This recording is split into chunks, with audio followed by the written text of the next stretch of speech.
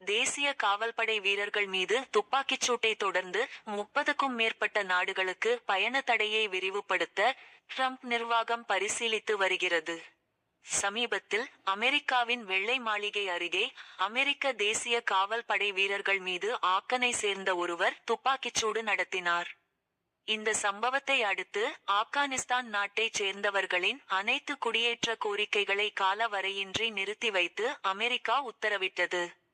Green card வைத்து இருப்பவர்களின் ஆவணங்களை மறுபரிசீலனை செய்ய அதிபர் ட்ரம்ப் உத்தரவிட்டு இருந்தார். ஏற்கனவே அமெரிக்காவுக்குள் செல்ல 19 நாடுகளுக்கு தடை விதிக்கப்பட்டு இருந்தது. தற்போது 19 நாடுகளில் இருந்து அதன் பயண தடையை 30க்கும் மேற்பட்ட நாடுகளாக விரிவுபடுத்த ட்ரம்ப் நிர்வாகம் பரிசீலித்து வருகிறது.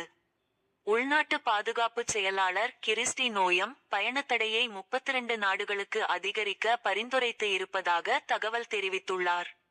இது குறித்து அவர் சமூக வலைதளத்தில் வெளியிட்டுள்ள பதிவில் கூறியிருப்பதாவது: நமது முன்னோர்கள் இந்த தேசத்தை இரத்தம், வியர்வை சிந்தி கட்டியெழுப்பினர்.